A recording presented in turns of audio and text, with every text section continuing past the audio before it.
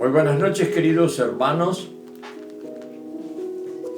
Vamos a hablar esta noche de Efesios y estamos en Efesios 2, media hora para encontrarnos con el Señor y recibir de su palabra.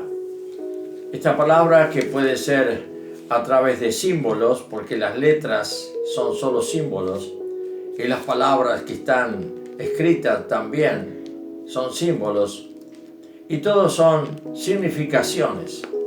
Pero la palabra de Dios es espiritual. Mi palabra, Jesús dijo bien claro, mi palabra es espíritu y vida. Así que si tienes una Biblia en inglés, francés, castellano o cualquier versión en cualquier idioma, la palabra del Señor es la misma. Porque mi palabra es espíritu y vida. Con esta definición nos lanzamos entonces a ver y inquirir y ver qué es lo que pasa con Efesios capítulo 2. Y vamos a ver un tema esta noche muy especial. Me voy a remitir a Efesios y voy un poquito atrás, que habla de que nosotros estamos en pecados muertos, nos dio vida juntamente con Cristo, por gracia sois salvos, versículo 5, versículo 6, y juntamente con Él nos resucitó. Todos pensamos y hablamos de la resurrección que vamos a tener cuando Él venga, pero acá hay algo que está escondido. Ya estamos resucitados. Él ya nos resucitó. Ahora podríamos explicar un poquito, que me parece que la vez pasada no lo toqué este tema. Y asimismo nos hizo sentar en los lugares celestiales con Cristo Jesús. Otro tema, sentados en lugares celestiales. Parece toda una ficción romántica y esto es real, esto impacta en una realidad objetiva que podemos observar y podemos palpar con nuestros sentidos. ¿Pero qué sentidos? Los espirituales. El apóstol Pablo dice que no puede dar a comer comida sólida a muchos. ¿Por qué? Porque realmente no están preparados, porque no están ejercitados en los sentidos espirituales. Entonces, si todo lo captamos por los sentidos naturales de nuestro cuerpo, va a captar nuestra alma. Y nuestra alma va a interpretar lo que no le compete ni compite. De manera que acá lo que necesitamos es: Señor, abre mis oídos para escucharte. Hacerlo un clamor interno. Yo te lo paso como una experiencia mía de años. Es lo que realmente me aquietó la vida, para decir: quiero ver con tus ojos. Abre mis ojos, Dios, para ver a Cristo. Abre mis oídos, esto es una canción esta. Abre mis oídos para escucharle. Abre mi corazón para amarle y recibir su amor. Cosas preciosas que solo se pueden recibir, interpretar y experimentar, que eso crece en el tiempo y con clamores. Una recetita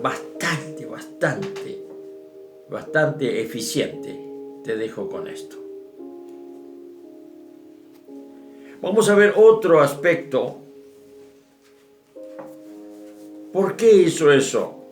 Nos resucitó y nos hizo sentar en los lugares celestiales con Cristo Jesús. ¿Para qué? Para mostrar en los siglos venideros las abundantes riquezas de su gracia, en su bondad para con nosotros en Cristo Jesús. En Cristo Jesús. Fíjese que en el versículo 6 habla y dice: con Cristo Jesús. Lugares celestiales con Él. Ahora, eso es la compañía, la relación, la mística sana con el Señor Jesús, que se transforma en un coloquio interno. Coloquio es el lenguaje especial del enamorado que habla cosas fabulosas, cosas que están más allá de todo lo que es la carne, el pensamiento, la concupiscencia humana. Todo eso muere ante la relación con aquel que realmente te ha cautivado con su amor y ha resucitado tu espíritu, porque tu espíritu estaba muerto. Por eso acá dice, no resucitó. Y está hablando de que el que no está resucitado está muerto. Estábamos muertos. ¿Y cómo fue la resurrección que Él nos dio? Muy sencillo. Dios, el Padre, con Él se puso de acuerdo. Todo el que crea en vos, hijo, yo lo tomo para mí. Y le firmo el expediente de adopción. Y va a tener el mismo premio, el mismo nivel, y va a tener la misma herencia que vos. Sí, Padre, no hay ningún problema. Pero vas a tener que ir a buscarlos. Porque todos están marcados, pero todos están entre los perdidos del pecado, condenados a muerte. Y además ninguno, si vos no vas, ninguno va a poder dar ese paso. Pero si lo lográs vas a tener un premio. El premio, ¿sabes cuál es? Yo te voy a nombrar primogénito de la familia divina. Y tendrás muchos hermanos. Y es lo que sucedió. Así que resucitó. No resucitó porque después todos pudimos, los escogidos, los marcados desde antes de la fundación del mundo, tenemos acceso a Él. ¿Y de qué manera? Escuchamos su voz un día y vinimos a sus pies por problemas, por lo que sea, y allí nos dimos cuenta que había una obra escondida. El milagro del arrepentimiento provocaba el milagro de la resurrección, porque allí nosotros nacíamos de nuevo y lográbamos tener la vida de Dios, la vida de Cristo. Por eso dice, en Cristo no hay nada fuera de Él. Todo lo que hagas sin estar totalmente imbuido, penetrado de esto, es carne. Es carne. Pero el impulso de la carne es tan parecido al espíritu que muchísimas veces nuestra carne quiere repetir, porque claro, estás conociendo el movimiento espiritual, la carne está conociendo la palabra de Dios, pero es letra, no sale a cobrar vida. La carne solo es carne y provoca pecado. Pero si le damos lugar a un desarrollo de esa vida que en un momento dado fue dada por gracia, y esa gracia se transformó en una experiencia de fe, esa vida ahora hace que yo pueda crecer como un bebé nacido o recién nacido, pueda crecer y mi espíritu pueda desarrollarse, y mi espíritu, que es ahora un ámbito de vida de Dios, ahora hace que yo tenga el privilegio de poder relacionarme con ese Dios. El que no se relaciona con ese Dios lo va a querer hacer a través de sus pensamientos naturales, su comprensión, su hilación de versículos, y cree que con eso ya sabe o conoce las cosas de Dios. Eso es un absurdo. La carne tiene sus frutos, hay que buscar nomás en la Escritura, no nos vamos a detener en eso, pero los frutos de la carne, dice el apóstol Pablo, son esto. Los frutos del Espíritu son esto y esto. Son dos mundos totalmente separados que están dentro de nosotros y que nosotros determinamos darle un lugar a uno o al otro. Así que por los frutos del Espíritu nos damos cuenta a dónde camina, a dónde va, cómo se maneja un hermano, si es espiritual o no. Por los frutos de su carne también vemos en ese hermano una libertad carnívora, pero todo lo atribuye al sentir y no puede salir de allí. No ha desarrollado los sentidos espirituales, por lo tanto no puede captar lo que es espiritual. Así que sepamos esto para no ser religiosos y que todo el mundo nos confunda con creyentes verdaderamente espirituales y somos creyentes religiosos, manejando Biblia. Mire, yo fui católico, usé sotana en aquellos años, dentro del catolicismo, estudié la teología católica, tengo Biblias católicas, pero yo era un religioso. Fui monje, fui fraile en un convento, ¿qué tal? Pero era religioso. Hasta que un día conocí el rostro de Dios y dije, este es mi Señor. Por gracia conocí a Jesús y ese Jesús me dio su vida, me regaló su vida, que Él la ganó para todos los que quieran y crean en Él. Acá vamos a encontrar algo entonces muy especial. Mire, fíjese, versículo 7. Para mostrar en los siglos venideros las abundantes riquezas de su gracia en su bondad para con nosotros en Cristo Jesús. Si no estás en Cristo Jesús, vas a mostrar tu vida religiosa con muchos conocimientos de versículos, pero no tienes la vivencia. Versículos muertos, porque la letra solo mata, te lo dice la Biblia. Puedes leer de memoria la Biblia, toda completa. Una vez yo tuve, y lo he contado, tuve un caso de una hermana crecida en la iglesia de muchos años. Y bueno, ¿cuál era su argumentación de que ella era espiritual? Que había leído, y lo puso como un argumento de su espiritualidad, había leído 20 veces la Biblia de Génesis a Apocalipsis. ¿Qué le podés decir? Conoce todo, sabe todo, pero no conocía al Señor. No había nacido de nuevo, aparentemente. Versículo 8, porque por gracia sois salvos por medio de la fe. No hay obras propias acá, Serás muy bueno, hermano, hermana, serás muy bueno, tienes compasión con uno, con el otro, tenés, atenciones como hermano, pero no vas a ser salvo por tus obras. Si esas obras no provienen de tu fe en la persona de Jesús, a quien lo adoras, lo alabas, lo bendices, le das gracias y luego le das la ofrenda de tu vida a través de tu hermano, que es amar a tu prójimo como a ti mismo. Versículo 9. No por obras, para que nadie se gloríe de sí mismo, porque somos hechura suya, creados en Cristo. Ahí está, otra vez en Cristo. Creados en Cristo. Para buenas obras, las cuales nos preparó de antemano para que anduviésemos en ellas.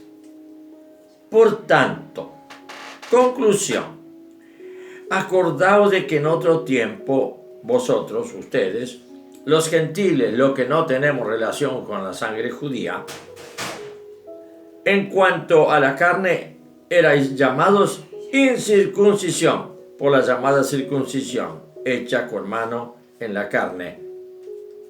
Ya sabemos, no voy a explicar lo que es la circuncisión, tenemos que saberlo.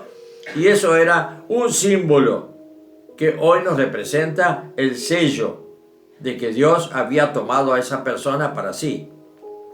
Y esto era el varón, porque la mujer estaba siempre después del varón, pero pertenecía al varón. No como ahora que se quiere igualar todo, despreciando el principio de la Escritura. Dios a Eva no la creó de barro. No la sacó de un pajarito lindo, de muchas plumas de colores. Lo durmió a Adán y le sacó la costilla, la sacó de él. Por eso es que los cristianos vemos como que el varón es el primero y es el centro, pero la mujer es su parte. Eso es lo que Satanás ha sembrado en el mundo para degenerarlo todo. Por eso Dios se manejaba con el varón y se circuncidaba el varón. De manera que la mujer cumplía el papel de ser una secuencia, una circunstancia en donde Adán, que hablaba con Dios, dice, Dios lo vio triste a Adán. Y de él creó algo nuevo, tanto que se despertó Adán y vio a Eva, una hermosa creación, y le llamó varona. O sea, no le llamó mujer, varona, que significa que fue sacada de él. Entonces, ese es el amor de la pareja cristiana. Es el matrimonio. No podemos separar a Eva de Adán, ni Adán de Eva. O sea, hay un concepto, hay una claridad del Espíritu Santo que nos lleva a que la esposa que ha tomado a alguien como esposa tiene que saber que fue sacada de él allá, pero ahora él la toma porque el Señor le ha dado a entender que es suya. Entonces se acabó el problema. Acá no hay más heterosexual, bisexual y la mar en coche que ha inventado el diablo para esta sociedad y este tiempo en este mundo. Veamos. En aquel tiempo estabais sin Cristo, alejados de la ciudadanía de Israel y ajenos a los pactos de la promesa, sin esperanza y sin Dios en el mundo. Totalmente perdidos. Ya los judíos estaban marcados como el pueblo de Dios. Y tenían salvos y cumplían con la ley, tenían salvación. Pero no se salvaron hasta que no vino el Señor y murió en la cruz. Todos iban al seno de Abraham y los que habían sido malvados al infierno.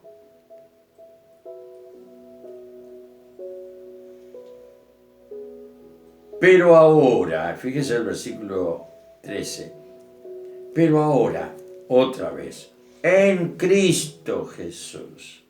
Todo es dentro de Cristo Jesús. Jesús la cabeza y el Cristo es el número de los escogidos de Dios que entran a disfrutar de la vida por la fe en Jesús, se apropian de la vida de Jesús y viven totalmente dentro de Jesús. ¿Por qué? Y es lo mismo que nosotros cuando tenemos una enfermedad o algo, ¿a dónde la encontramos a la enfermedad? En la sangre. Vamos al bioquímico, nos hace un análisis de sangre y ahí, usted tiene tal cosa. Eso es decir, esta enfermedad está en fulano de tal. Y nosotros somos realmente como una enfermedad en el cuerpo de Dios, en el cuerpo de Cristo. Pero Él, por su propia virtud dentro de Él, nos da sanidad y nos transforma en otra cosa. Por eso no te alejes, no salgas de Cristo, porque entonces no hay lugar para ti. Si le has conocido, quédate ahí, porque Él está haciendo la obra de perfeccionamiento. Cuando dice que por sus llagas fuimos sanados, puede ser que lo usamos para interceder por la salud de alguien o como un proyecto, un propósito y una verdad. Por sus llagas fuimos sanados, pero ¿a dónde nos metió Él? En sí mismo. Y dentro de Él estamos siendo sanados, perfeccionados y ya tenemos la salud o la salvación garantizada porque mientras él vivió 33 años y murió. Él murió. No pasaba nada.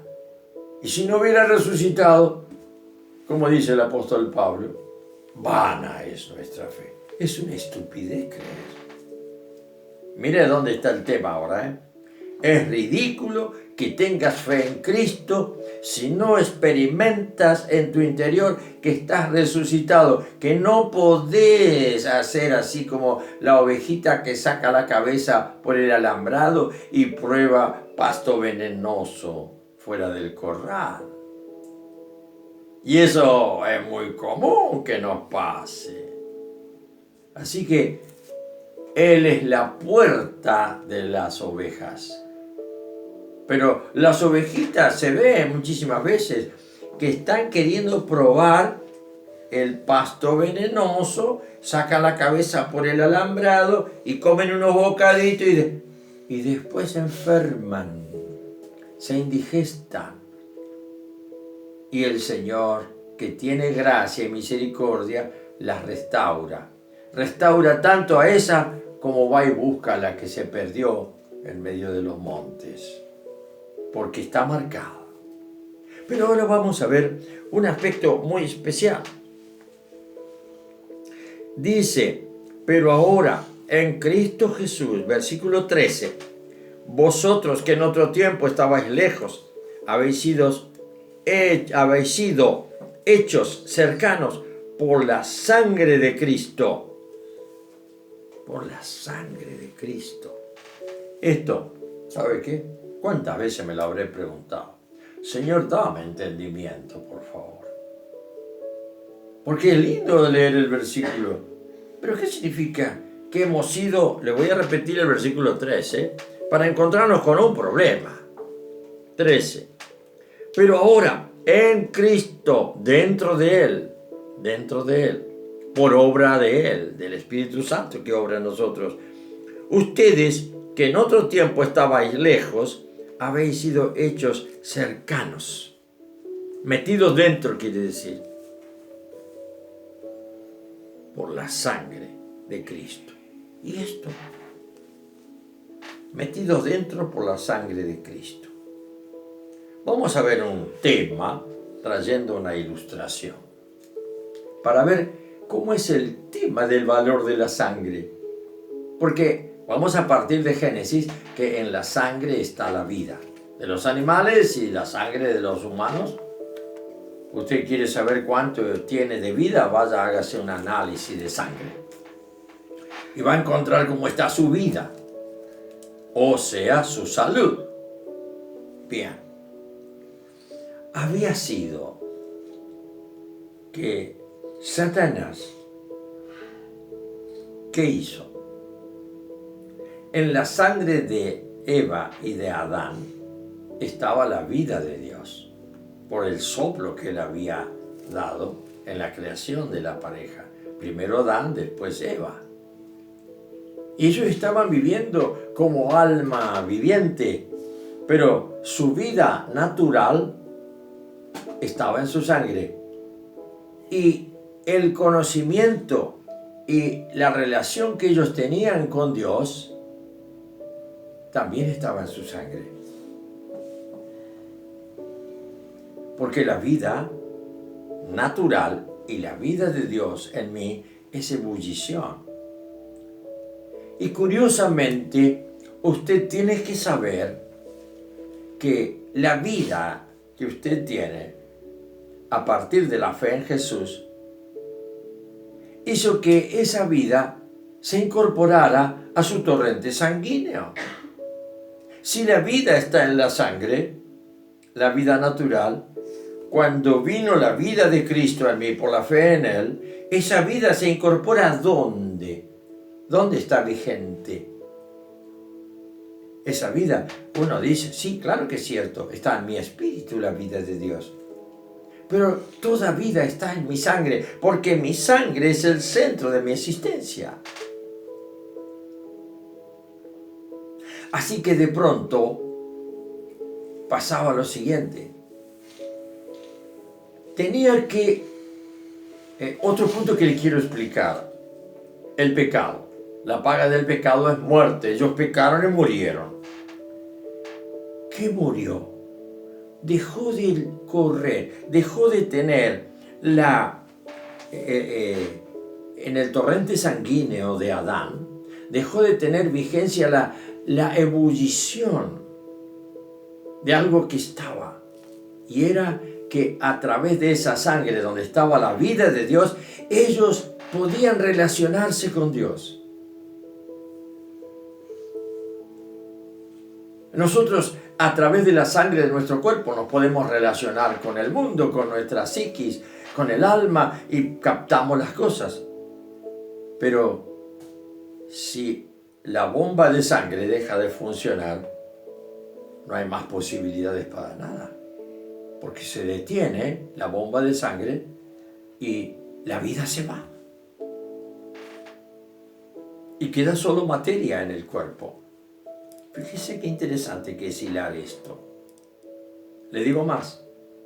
Ahora bien, esto trae la segunda parte, que es un interrogante tremendo que vamos a analizar ahora.